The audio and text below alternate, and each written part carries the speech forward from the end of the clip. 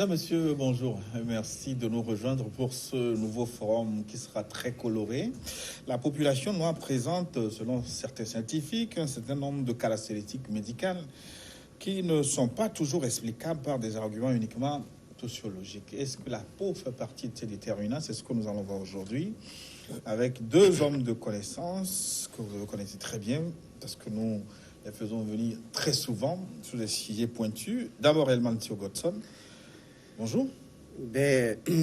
Bonjour. Bonjour à nos amis de votre chaîne de télévision. C'est un plaisir, c'est un honneur de nous retrouver encore sur ce plateau pour débattre des sujets aussi critiques. Voilà. Critique ou banal? Nous parlons de la peau noire aujourd'hui. Bon, parler de la peau noire, c'est vrai qu'on pourrait a priori dire que c'est un sujet banal. Mais déjà, sur le déterminatif de race, ce n'est plus un sujet banal. Et nous, on ne va pas dans ce sens. Mais il faudra clarifier sur l'aspect métaphysique un certain nombre de vérités afin que les gens sortent aussi bien de la falsification de l'histoire que des illusions qu'on leur a inculquées sur le concept de la peau noire et de ce qui détermine justement cette peau-là. Avec vous, docteur Kim. Bonjour. Bonjour. Je crois que vous m'avez collé ce pseudo musical. Aujourd'hui, il ne s'agit pas de Kim. Il s'agit de docteur Folie Ekwe, qui n'est pas très différent de docteur Kim. Kim, n'est-ce pas? En référence à Simon Kimbangu. En référence au grand maître, Papa Simon Kimbangu. Appelé dans certains documents le Jésus noir, peut-être qu'on aura l'occasion de creuser ce sujet-là aussi. Pourquoi pas? Pourquoi pas? Nous reconnaissons que c'est l'un des plus grands maîtres que l'Afrique, qui s'est débattu contre l'impérialisme, n'ait jamais connu. Mais pourquoi est-il si inconnu, un si grand maître? Comparé parfois, moi, quand je faisais de la sociologie, on m'a parlé de Simon Kimbangu comme étant interprété dans certains documents comme Jésus noir. Mais comment est-il si inconnu par les populations africaines? Non, Simon Kimbangu n'a pas reçu sa tradition, n'a pas reçu les caisses de résonance qu'on aurait dû lui donner. Et vous savez que lors de son procès, peut-être un procès sur lequel on reviendra, à un moment donné, on voulait arracher de lui qu'il a eu des contacts avec Marcus Garvey qui faisait l'autre révolution dans les Caraïbes. À un moment donné, lorsqu'il s'est un peu énervé, il a frappé sur la table, il y a un tremblement de terre. Et les fissures dans le mur sont toujours actuellement là au Congo. Ce n'est pas un personnage anodin. Les archives belges ont tout fait pour cacher ce personnage, comme d'ailleurs le personnage du véritable Christ noir qui a disparu de l'histoire officielle, remplacé par un autre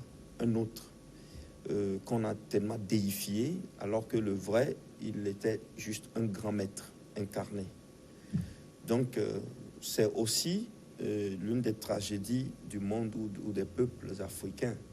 À un moment donné de l'histoire, il disait, je parle de celui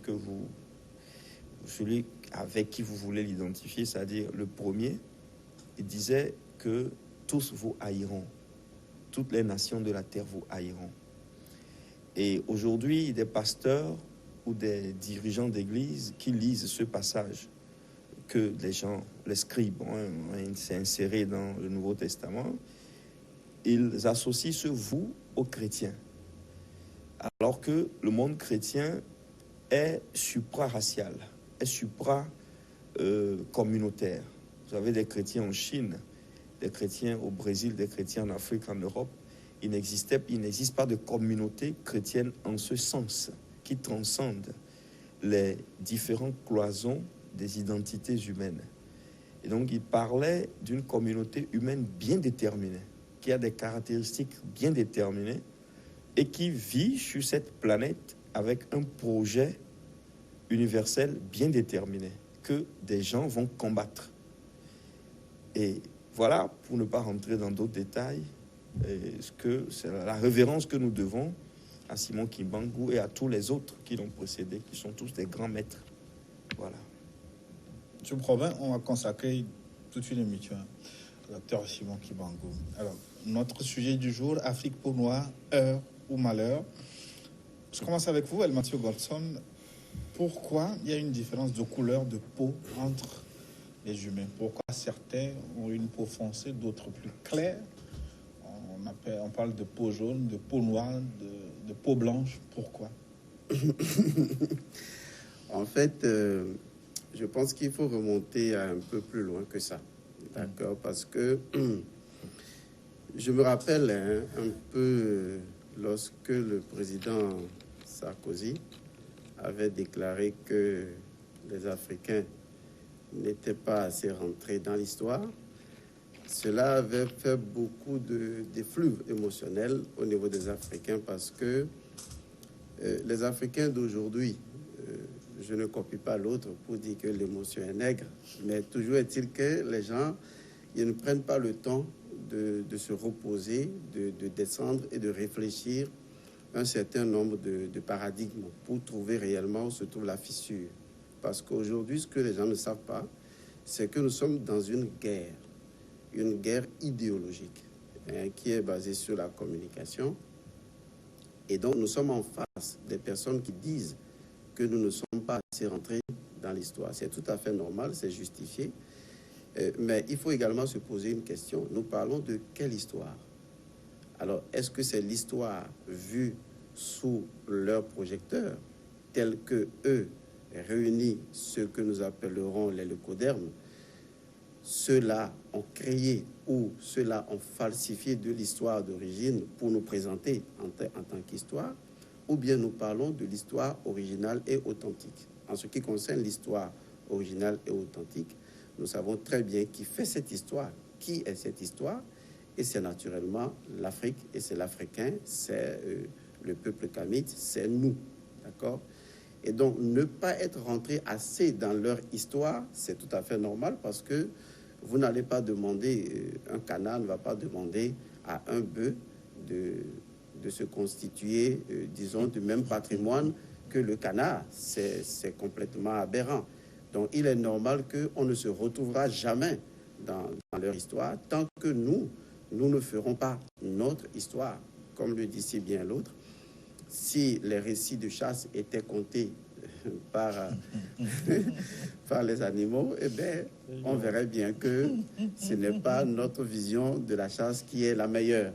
Le paradoxe, c'est que cette histoire racontée par les autres est acceptée et même promue par... Oui, j'en viens. En fait, aujourd'hui, le problème est le suivant. Nous sommes en face d'un genre de contrôle du monde, d'une manipulation de l'esprit. Ce qu'on peut reprocher à l'Africain, c'est de n'avoir pas identifié aujourd'hui, disons, les éléments sur lesquels les gens s'appuient pour contrôler le monde. Et naturellement, c'est l'esprit. Et quand vous voyez comment nous avons été dominés, ça a commencé donc par une idéologie qu'on nous a inculquée. Donc, on a pris déjà notre histoire, on a fait son blanchiment.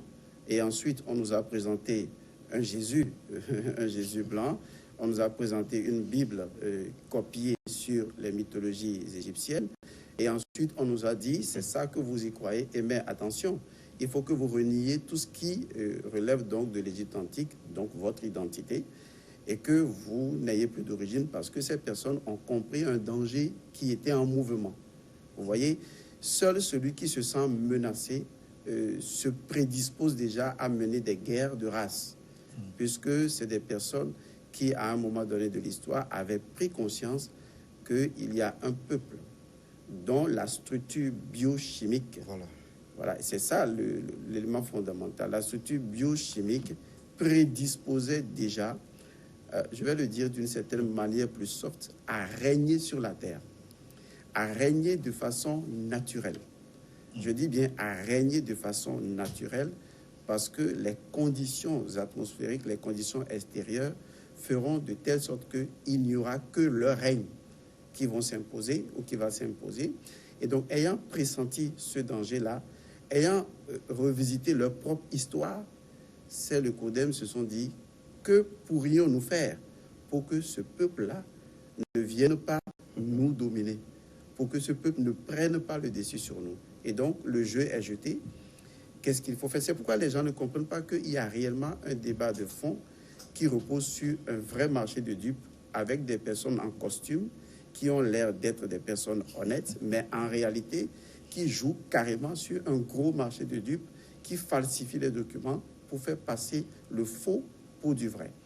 Et lorsque l'Africain lui-même ignore son origine, ignore son originalité, ignore son identité, il est vrai alors que tout ce qu'on lui présente en termes d'histoire, en termes de son identité, l'Africain se l'approprie sans se poser des questions, parce qu'il y a un peu comme une forme d'autorité politique, culturelle ou autre qui viennent justement appuyer cette thèse-là. Et on se dit, on ne veut même pas savoir d'où est-ce que c'est venu, à savoir qui fait cette histoire-là. Puisqu'il faut se poser la question de savoir qui est celui-là qui fait l'histoire ou qui fait cette histoire, quel est son intérêt dans ce jeu. Et l'Africain n'a pas réfléchi à ça, il a cru naïvement, c'est un mot vraiment que je pèse, il a cru naïvement que ces personnes pourraient faire son histoire pour son bien. Ce qui est absolument faux, parce que c'est des personnes qui sont très documentées, mais mal intentionnées, et du coup, on ne peut avoir que ce que nous avons aujourd'hui. Donc, il est important de comprendre cet aspect de la chose pour entrer dans le fond du sujet, puisque c'est une corde qui en tire une autre. Alors, lorsque vous parlez de peau noire... Oui, mais votre introduction m'intéresse tellement qu'avant de revenir à la peau noire, je voudrais renvoyer la question, le même sujet, à Dr. Rikwe. En tant qu'historien, c'est l'historien que j'interroge maintenant. L'Afrique a produit beaucoup d'historiens. Mais comment se fait-il que vos recherches ne vont pas en profondeur pour démasquer cette histoire falsifiée et que vous vous contentez, vous, historiens aussi, à raconter des histoires à vos étudiants, à vos élèves, des histoires falsifiées? Oui, c'est l'une des problématiques historiographiques majeures, non seulement de l'Afrique, mais également de toute l'humanité. Ce que nous enseignons, ce qu'on enseigne, est contrôlé. Et en plus, il y a un autre facteur qui est l'ère de l'amnésie. L'humanité est rentrée dans une ère amnésique, donc qui est voulue par des entités que nous ne pouvons pas combattre vraiment et vaincre tant que la phase de l'amnésie ne passe pas. C'est-à-dire, cette ère de l'amnésie, ce sera le cadre temporel qui va permettre aux nations falsificatrices de l'histoire, qui va leur permettre de travailler sans entrave aucune. Parce qu'il y a une phase cosmique qui leur permet de faire la main basse sur l'histoire de l'humanité sans opposition. Mais il faut aussi dire que ce voile est en train d'être percé, notamment à partir du XXe siècle. Avec les nouvelles recherches, au début, vous parlez de Simon Kimbangu, c'est lui qui a indiqué que c'est ici que l'homme est né, avant que l'archéologie et la paléontologie humaine, dans les années 60, et plus tard, avec notamment Yves Coppens, n'ait découvert in situ Lucie et tous les autres fossiles de l'Homo 1 jusqu'à l'Homo sapiens. Homo sapiens sapiens. Donc, il y a cette phase amnésique que nous subissons. Je ne suis pas en train de dédouaner l'histoire, l'historiographie africaine. Je veux dire que nous sommes dans un processus qui est parti des remises en cause faites par les historiens afro-américains, notamment par Martin et tous les autres. Après le professeur Cheikh Anta Diop. Qui sera refait en Afrique par Cheikh Anta Diop, dont le premier article parlant de Renaissance remonte en 1948. Il dira à quand la Renaissance africaine, avec le colloque du Caire, où il sera seul avec Théophile Obenga contre toute une armada, n'est-ce pas, d'égyptologues, d'assyriologues et de scientifiques européens, scandinaves, américains, d'un peu partout, qui seront incapables de battre les thèses de Cheikh Anta Diop et de Théophile Obenga. Après ce colloque, les rectifications des livres d'histoire qui ont été demandées n'ont jamais été faites en Europe, ni acceptées en Afrique. Donc, dans nos facultés, on n'enseigne pas vraiment encore l'histoire qui a été revisitée avec de nouvelles preuves de la génétique, de la paléontologie humaine et de la science préhistorique. Ceci dit, nous sommes en train de travailler là-dessus. Et moi, ce qui me dérange particulièrement, c'est que quand vous allez en Europe, vous posez des questions aux Européens, aux plus jeunes, qui êtes-vous? Qu'avez-vous fait par le passé? Que feriez-vous dans le futur? Vous avez des enfants qui vous répondent avec gaillardise, avec conviction. Ils vous disent même qu'ils ont découvert l'Amérique, n'est-ce pas?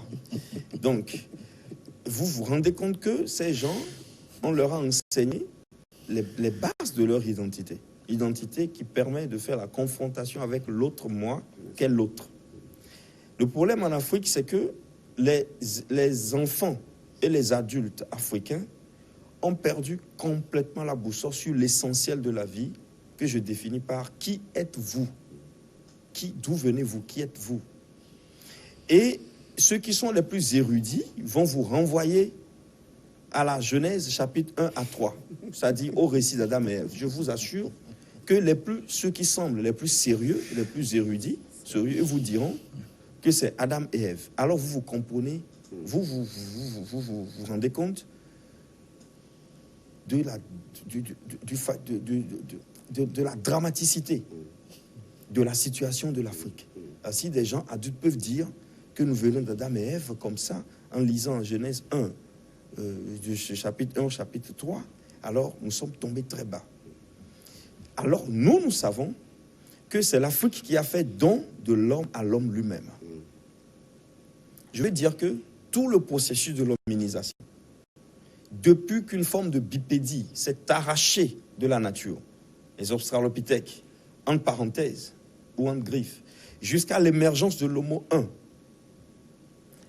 tous les fossiles, jusqu'à l'émergence, ce qu'on appelait l'Homo habilis ou l'Homo erectus, qui va sortir de l'Afrique par deux moyens, l'isthme de Suez d'un côté et le truc de Gibraltar, le détroit de Gibraltar de l'autre, on ne trouve aucun fossile pareil dans un autre lieu qu'en Afrique. C'est-à-dire tous les fossiles qui attestent de l'émergence de l'humanité, les fossiles fondamentaux, vous les trouvez qu'en Afrique. Ce que vous trouvez en Amérique, par exemple, c'est le fossile déjà de l'Homo sapiens sapiens, l'homme déjà moderne. En Europe, vous partez de Néandertal, mais Néandertal, c'est un site en Europe dont l'homme présente déjà l'anatomie des hommes qu'on trouvait déjà en Afrique, notamment les fossiles de Broken Hill, en Zambie. Donc, tout le processus de formation de l'homme que nous connaissons, c'est produit en Afrique, absolument en Afrique. Alors, la conséquence directe de ce processus que personne aujourd'hui ne peut contester, je parle sous le contrôle de Yves Coppens, sous le contrôle de André Pic du Collège de France, qui a dit publiquement une certitude. Tous ces hommes étaient noirs. Tous ces hommes étaient noirs. Et Yves Coppens dit encore publiquement dans plusieurs émissions, plusieurs conférences, il dit que c'est la triste évidence que toute l'humanité, au début, était noire. Et on lui demande d'où viennent les Blancs. Et il explique en disant le blanc n'est qu'autre chose qu'une forme évoluée, pas adaptation. Et que c'est de la décoloration. Il dit que c'est de la décoloration. Le journaliste lui demande là. Mais donc vous dites que les Blancs sont décolorés. Oui. Il dit bien sûr que les Blancs sont décolorés. Donc aujourd'hui, la science est claire là-dessus sur deux choses. L'origine, le monogénisme, ou bien ce qu'on appelle le monogénétisme, certains l'appellent ainsi, c'est-à-dire que l'homme a une origine unique et l'emplacement d'où vient l'homme, c'est en Afrique. Et où en Afrique? Dans la région des Grands Lacs. Pourquoi dans la région des Grands Lacs? Il y a plusieurs déterminismes. Si vous me permettez encore 2 minutes, je peux aller. Ouais. Le premier déterminisme, il est d'ordre cosmique. Il n'est même pas d'ordre terrestre. Nous savons que les astres ont des mouvements qui leur sont imposés par la gravitation. Notamment, je prends l'exemple de la Terre. La Terre a 4 mouvements importants que je crois que tout le monde connaît. Il y a la révolution qui se fait autour du Soleil en 365 ans. Il y a la rotation qu'elle fait autour d'elle-même. Ensuite, il y a la précession et il y a la nutation. Alors, c'est la nutation, la précession qui détermine l'emplacement de l'émergence de l'homme. Alors, la précession, c'est le cercle que fait l'axe de la Terre lorsque la Terre fait sa rotation autour d'elle-même. Elle dure plus ou moins 26 000 ans. Et la nutation, c'est un mouvement elliptique que cette Terre fait autour de l'axe de précession. Elle dure 9 ans. Ce sont des cycles. Quand vous prenez le mouvement de précession, l'axe de la Terre s'incline de gauche à droite. Et on remarque que le centre, le cœur de cet axe est toujours immobile, puisque c'est le pivot de la rotation du mouvement. Le cœur de l'axe, ou le milieu de l'axe de rotation de la Terre, donc de l'axe de précession, se retrouve au cœur de l'Afrique. C'est-à-dire à l'intersection entre le 30e Est et l'équateur.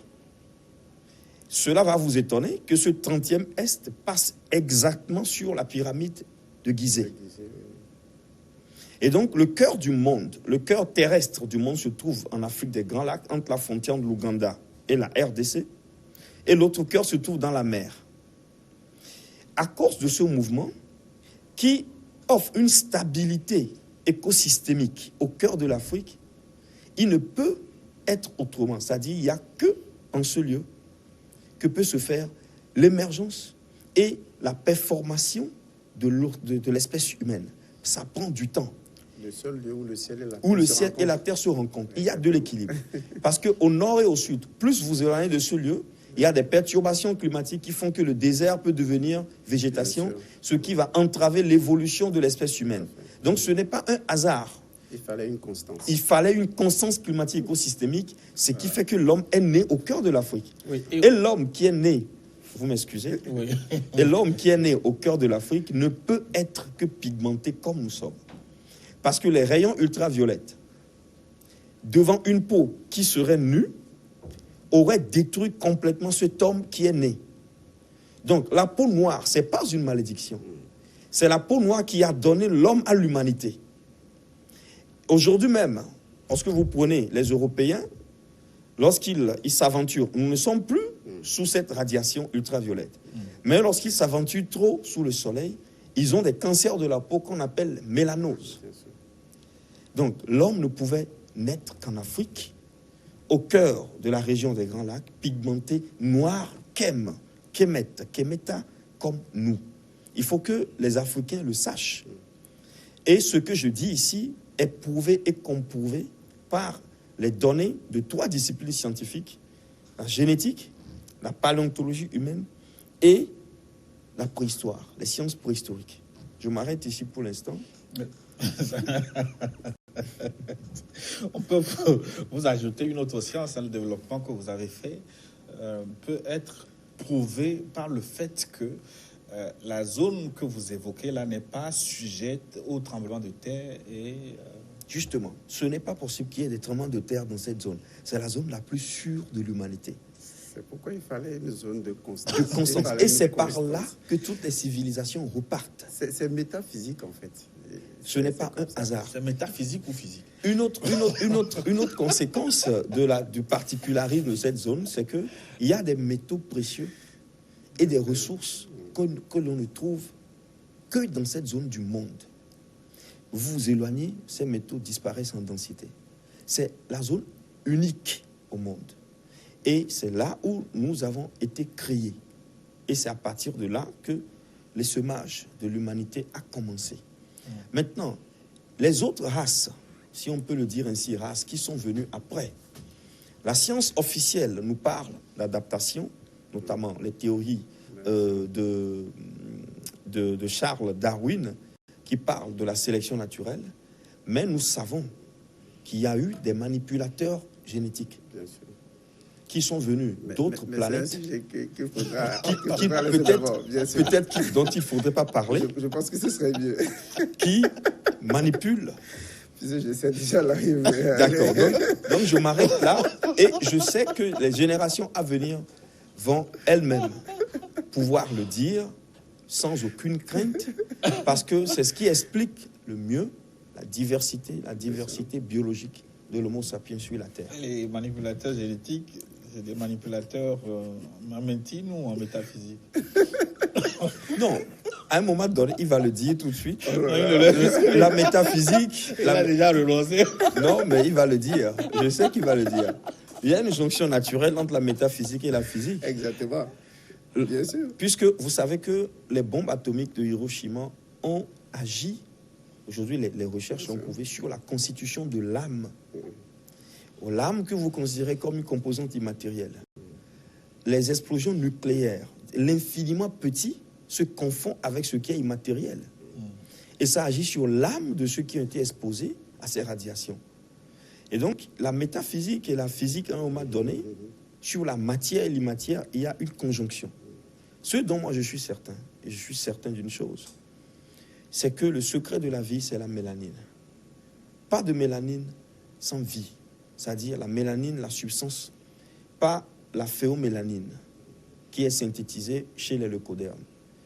Le mélanine, le mélanine, qui est synthétisé chez nous, et qui constitue la glande pinéale, que les anciens Égyptiens appelaient l'œil des roues, c'est-à-dire le troisième œil. C'est la substance, vous savez, ça part d'ici, ça fait une conjonction avec la colonne vertébrale, et ça a un lien direct avec toutes les parties vitales du corps. C'est ici que c'est produit. Et c'est ici que l'œil, d'ici que l'œil est régulé, la peau, les poils, toutes les fonctions vitales sont régulées. Ce qui est bizarre, c'est que c'est le noir, la couleur noire, qui constitue la vitalité de cet organe. Et les datations que l'on fait, que ce soit en stratigraphie ou avec, justement, on parle de carbone 14, les fossiles restés des millions d'années, qu'est-ce qu'on date? C'est les résidus de carbone. Or, le carbone, c'est l'élément central de la mélanine. Et la mélanine se trouve dans tout être vivant, chez les animaux, chez les plantes. Sans mélanine, il n'y a pas de vie.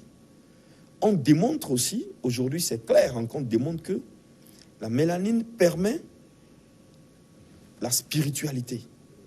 C'est la mélanine qui permet la coordination des mouvements du corps au plan physique. Et vous voyez comment les Noirs sont les plus grands danseurs au monde. Je vous assure que dans des gymnases en Europe, lorsque on voit des Africains, les Congolais, les Nigériens, les Camerounais qui dansent, on dit, mais comment ils arrivent à faire mouvoir toutes les parties du corps? Ce n'est pas facile, hein? Pour nous, ça paraît naturel. Avec rythme. Avec les rythmes. Voilà. Il n'y a pas que ça. Il y a aussi les capacités intellectuelles et la réminiscence spirituelle. Prenez 3 ou 4 Noirs qui se rassemblent quelque part pour prier. Prenez 20 ou 25 ou 100 leucodermes qui prient. Vous comparez les vibrations des deux lieux, vous sentez qu'il y a quelque chose de différent. L'intériorisation n'est pas... Je m'arrête parce que je parle trop. Non, pas forcément. Je parle trop. Surtout que Mathieu Godson a choisi de ne pas parler sur le sujet. Comment ça? Non, mais je pense que il y a donc une compréhension de base qu'il faut acquérir de tout ce qui se passe avant même de pouvoir, disons, appréhender ce que j'appelle cette falsification de l'histoire, puisque la falsification de l'histoire est due à une découverte que des gens ont faite et ont vu, pressenti le danger et ils se sont dit, mais qu'est-ce que nous allons faire pour nous en sortir? Il faut falsifier l'histoire. Or, falsifier l'histoire de quelqu'un, c'est falsifier ses ascendants. C'est pourquoi vous allez trouver aujourd'hui des pharaons blancs au lieu de pharaons noirs. Cette falsification a fait que les Africains ont perdu leur propre identité. Comme il le disait tout à l'heure, lorsque vous posez la question à quelqu'un, d'où viens-tu? Les gens te citent automatiquement Adam et Ève. Et pourtant, on sait que la Genèse, supposée, écrite donc par Moïse, Moïse a étudié dans les temples d'Égypte. Et donc, il n'a fait que rapporter de façon déguisée une science qui était appelée la science des immortels et qui était liée à Assat ou Isis et qui permettait justement de comprendre la connaissance profonde de la mélanine. Justement. Puisque, en réalité, vous voyez un peuple qui se découvre sur une terre et qui se remarque avoir une couleur bien définie. Et sur des centaines de milliers d'années, vous imaginez que ce peuple n'a pas pu se poser de questions pour savoir, mais à quoi correspond cette identité physique, sachant que les lois de la doctrine hermétique veulent que les réalités physiques ne soient que les correspondances, des reflets, des réalités, disons, spirituelles ou intangibles ou métaphysiques. Du coup, la loi de l'analogie ou la loi de la correspondance, sous Thoth ou tout ce que vous voulez, a pu permettre aux gens de comprendre que, en réalité, il y avait un secret. Et que ce secret-là, ce n'était pas l'or, ce n'était pas les métaux précieux, mais que c'était justement cette substance dont il a parlé, cette substance, disons, neurochimique, qui est donc la mélanine. À partir de ce moment, il y a un problème, puisque la mélanine ne se retrouve pas seulement dans le facteur historique, mais ça se retrouve également dans le facteur initiatique. Je dis bien initiatique. Or, il n'y a pas de peuple sans une réalité culturelle, puisque la représentation culturelle, la réalité culturelle est justement la représentation que ce peuple se fait de sa relation avec l'invisible. Et vous savez que l'Égypte a développé à travers le livre des morts cette philosophie liée donc à l'après-vie, d'accord, ou à la résurrection. Surtout quand vous lisez l'épopée donc de Osiris, vous comprenez que c'est le peuple qui a le plus enseigné la notion de résurrection avant même que l'affaire Jésus ne soit devenue enfin mythiquement une réalité. Alors, nous sommes en face donc d'un fait simple. Lorsque vous suivez les initiations en Égypte, et pour que ce soit plus clair, il faut retourner par exemple dans la vallée de l'Indus, n'est-ce pas, au niveau donc de l'hindouisme, du brahmanisme et de toutes les autres sciences. Il y a une chose qui définit la capacité, il y a une chose qui définit l'identité spirituelle, il y a une chose qui définit l'ego, l'individu égotique, l'individu réincarnant, qui permet de dire que cet individu a une âme. C'est ce que eux ils ont appelé le principe manasique, qu'on appelle encore le mana, d'accord. Or, mana, en réalité, c'est quoi? Ce n'est rien d'autre que cette substance-là qui est produite par deux glandes, à savoir la glande pituitaire ou la glande pinéale et la glande pituitaire. Et cette substance-là, c'est tout simplement la mélanine. Et vous allez remarquer que lorsque vous étudiez les sons ou les mantras de ces populations de l'hindouisme et du brahmanisme, vous allez voir qu'il y a des sons comme par exemple Hamsa. Or, on sait très bien que lorsqu'on dit en égyptien, on dit Saré, ça veut dire fils de Ré. Mais eux, ils ont trouvé que Ham, qui en réalité n'est que Cham, qui a été coupé, représente en même temps cette substance-là, qui est en fait l'identité spirituelle, qui en réalité est une substance autoconsciente, pour avoir procédé à la création de toute une machinerie cosmique. Est-ce que vous voyez? Et donc, quand ils l'ont compris, ils ont établi avec ce rapport-là des mantras comme Hamsa, c'est-à-dire « je suis le fils de la mélanine ». Parce que eux aussi, ils étaient au début un peuple noir. Et c'est au contact avec la réalité. Vous savez que l'Europe, par exemple, a suivi quand même plus de 10 000 ans de glaciation, de période glaciaire. Et donc, à un moment donné, à 100 000 ans, c'est l'historien qui est là, de période glaciaire. Et donc, à un moment donné, cette réalité disons, de la mélanine a souffert au contact donc de cette période-là. Et ça a créé un peu cette décoloration. Et en même temps, avant de créer la décoloration, cela a agi sur leur glande pinéale. Du coup, aujourd'hui, vous prenez les leucodèmes, ils vous diront que bon, la glande pinéale est inutile, qu'elle ne sert à rien, parce que chez eux, cette glande ne fonctionne pas. Elle est tout simplement calcifiée, alors que chez nous, chez les Africains, c'est une glande qui est encore très optimale, qui représente également la pomme dans le jardin, puisque pinéale vient de pomme, en fait. Donc, qui est lié à la pomme, qui est lié donc à cette intelligence-là dont nous devons éveiller la substance pour pouvoir retrouver une identité. Donc, en fait, la mélanine pose une problématique identitaire. Voilà. Ça pose une problématique identitaire parce que c'est dans la mélanine que nous, les Africains, nous retrouvons notre identité. Et pour nous, il n'y a pas plusieurs races, il y a une seule race.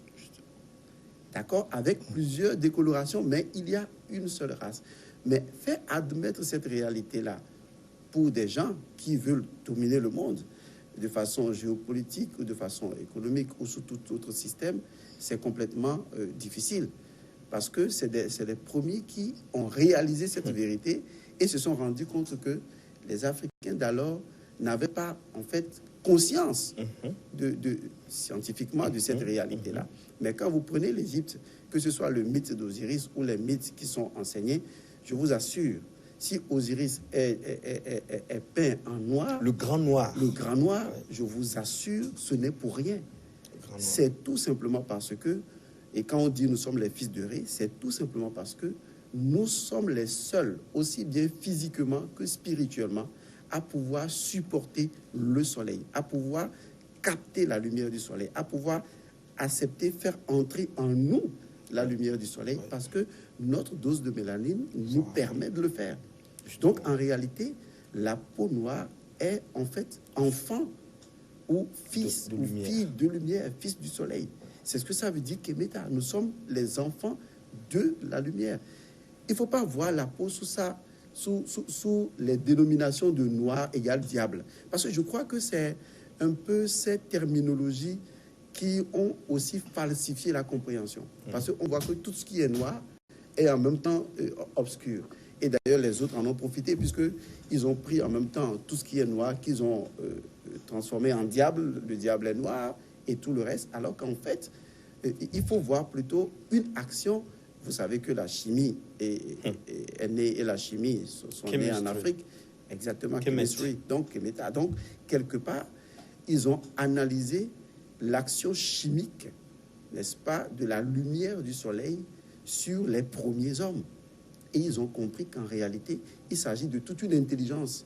Et c'est cette intelligence-là qui est transcrite, n'est-ce pas, dans les mythologies. Ce que je regrette au niveau de l'Africain, c'est que l'Africain revendique son histoire, mais ne revendique que la partie périphérique, d'accord, ou la partie circonférentielle de son histoire, alors qu'aujourd'hui, nous sommes dans une dynamique scientifique où il faut aller à l'intérieur de ces mythes et comprendre qu'il y a des secrets cachés et ressortir ces secrets-là et les traduire en données scientifiques afin que ce soit admissible ou acceptable.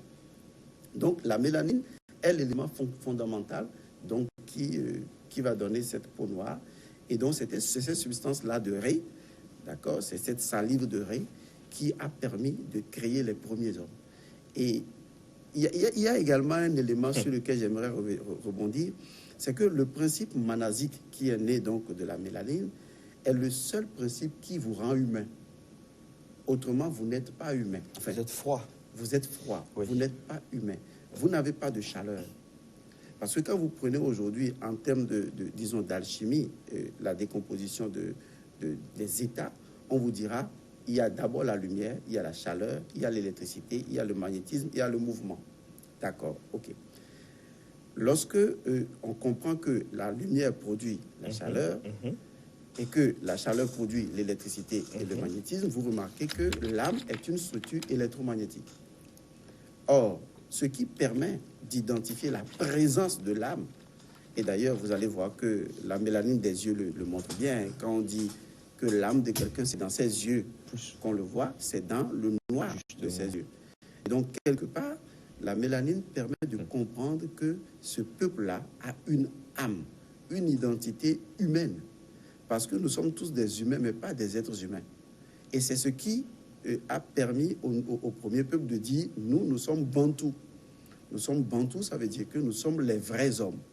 Les vrais hommes, cela signifie tout simplement que nous ne sommes pas simplement des hommes, mais nous sommes des êtres humains. Ouais. C'est-à-dire, nous sommes conscients, nous sommes sortis conscients de notre propre humanité. Nous en avons totalement conscience. Et ce qui décrit cette humanité, c'est la Mahat. C'est la Mahat qui est la synthèse de toute cette humanité-là. Et le contenu de la Mahat, c'est le contenu de la mélanine et de son pouvoir qui se retrouve en toutes choses. L'eau, la nature, les feuilles, la terre, tout. Même le fœtus de l'enfant, même lorsque le spermatozoïde et l'ovule se rencontrent, c'est ce que les gens appellent scientifiquement une explosion de la mélanine, puisque ce qui crée la couverture au niveau donc de ce fœtus-là, c'est la mélanine. Donc nous sommes tous nés en réalité de cette substance-là, puisque l'épiphyse et l'hypophyse sont déjà préexistants avant même l'évolution du fœtus. Autrement, les éléments biologiques, biochimiques et tout l'individu n'existerait pas du tout. Et retenez bien que dans les sciences hindouistes et autres, le sommet de la tête, c'est ça qui bat encore, hein. C'est le symbole de la glande pinéale. Quand l'enfant naît, c'est l'endroit qui bat encore parce que c'est l'endroit qui est totalement réceptif à la lumière du soleil. Et c'est à ce niveau que la glande pinéale joue son jeu, aussi bien de détecter le jour que la nuit et de pouvoir produire, n'est-ce pas, la quantité de mélanine qui convient à notre propre équilibre. Donc, si les blancs sont décolorés, si les leucodèmes sont décolorés, c'est tout à fait normal. Mais quand ils ont compris cet aspect de l'histoire, ils se sont dit comment falsifier l'histoire pour que les autres ne découvrent pas la vérité. Oui, mais la vérité ne se met pas sous le boisseau. À un moment donné, elle finit donc par s'extérioriser. Et cette falsification a probablement atteint des profondeurs abyssales parce que si je m'en tiens à votre explication sur les peuples africains et les peuples qui ont une âme, la première étape après le contact comment on va l'appeler, des explorateurs, c'est de dire que les peuples africains n'ont pas d'âme. C'est totalement contradictoire. Justement. Exactement. Sur quoi se basait-il? Quels étaient les éléments scientifiques qui permettraient justement de dire que ce peuple n'avait pas d'âme? Parce que c'est des gens qui ont fait un constat physique. Ils ont vu un peuple qui avait sa culture, avait sa tradition, un peuple dont ils n'avaient aucune compréhension de ses rites et coutumes. Et ils en ont conclu que ce peuple n'avait pas de langage, n'avait pas de langue, était identifiable aux animaux, et les animaux n'ont pas d'âme, et donc ce peuple n'a pas d'âme. Mais quels étaient les éléments scientifiques qui permettaient justement de dire que ce peuple n'a pas d'âme? Ils n'avaient pas ces arguments-là. Aujourd'hui, scientifiquement, nous avons ces arguments. Et nous pourrions même inverser la tendance. Attention, je ne veux pas parler, mais on pourrait inverser la tendance. Si vous voyez aujourd'hui comment le monde se construit, il n'est pas étonnant que seuls les Africains, entre griffes, excusez-moi, sont naïfs dans l'histoire de l'autre. Parce que nous sommes toujours le peuple le plus accueillant. Nous croyons tout ce qu'on nous dit. Nous acceptons tous les gens comme des hommes, enfin comme des êtres humains. Comme nous. On les voit comme nous. C'est normal. Vous voyez, quand vous êtes un voleur et vous voyez tout le monde comme voleur, votre comportement change. Mais quand vous êtes un être humain et vous voyez tous les autres comme des êtres humains, votre comportement ne peut être que accueillant, favorable, ouvert, aimant. Et c'est ce qui, justement, fait profiter, n'est-ce pas, les autres de nous. Parce qu'eux, ils se disent, mais nous avons l'esprit, enfin, je ne veux pas qualifier cela, ces gens sont bêtes, ils sont naïfs, mais on peut en profiter. Et voilà, c'est ce qui s'est passé. La première conclusion qu'on tire de la première partie de notre émission, c'est de dire que, est-ce qu'on va l'appeler vérité ou la connaissance sur l'identité africaine, sur la mélanine, sur la peau noire, cette connaissance est infime pour nous. Hein, c'est dans les cercles serrés, dans les petits cercles que... Oui. Est-ce que doit-on dire que cette connaissance est infime, puisqu'on n'a pas de circuit de diffusion de notre connaissance? On n'a pas de circuit de diffusion de nos connaissances. On a des cercles ésotériques, on a des confréries exogènes comme endogènes. Certaines se cachent, d'autres sont publiques. Mais on n'a pas encore fait cette synthèse qui peut être transmise aux différentes strates de nos sociétés. Et ce sont des connaissances qui peuvent demeurer à un certain niveau, disons élitaire ou élitiste, en attendant que cette élite puisse se construire une école. Parce que ce n'est que dans le cadre d'une école, d'une maison de vie, où on a différents échelons, comme en Égypte. Justement comme en Égypte, qu'on peut enseigner ces choses pour que ça devienne de plus en plus officiel. Il parlait tout de suite de la maths, et peut-être devrions-nous revenir. Vous savez que les 42 lois de la maths, les lois ou à partir desquelles Moïse l'individu biblique, hein, voilà, moi je me réfère au Moïse historique. Oui, bien sûr. Il aurait pioché les 10. Bien sûr. Mais les 42, le 32e commandement de la Maat dit, tu n'altéreras pour aucun motif la couleur de ta peau. Commandement sacré. Ah bon? Bien sûr, 32e. Je vous dis que la Maat, c'est le cœur de la sagesse de la race kémète, si on peut dire race. Et d'ailleurs, quand vous prenez les textes qui sont proto-latins, lorsque le Christ, lorsque vous lisez, il dit en vérité, en fait, il dit il mahata. Voilà. Langage purement initiatique. Et c'est sur la base de ça que, donc, nos filles ou nos garçons, nos jeunes garçons qui se dépigmentent, ils commettent un crime contre leur propre identité. Ils agressent les entités qui nous ont créés. Et ils agissent sur la progéniture. Parce que ce sont des transformations génétiques. Ça agit plus tard sur l'adaptation génétique. Et donc, ce sont des pratiques. Vous savez que ces pratiques ont été inaugurées durant la période coloniale, où on construisait, on fabriquait des javels pour blanchir. Parce que le problème, c'est la mélanine. La mélanine, c'est la suprématie. C'est tout. C'est la mélanine qui est la suprématie. C'est la suprématie. Donc, tôt ou tard, la mélanine fera son chemin. Exactement. Et arrivera au sommet de la pyramide. C'est forcé. On va... Parce que Ra joue son rôle et imposera sa loi. Et ceux qui pourront rester, resteront. Votre émission fait de plus en plus peur. On va marquer une pause pour une édition du journal. On se retrouve dans une dizaine de minutes pour la seconde partie de New World Forum. À tout de suite.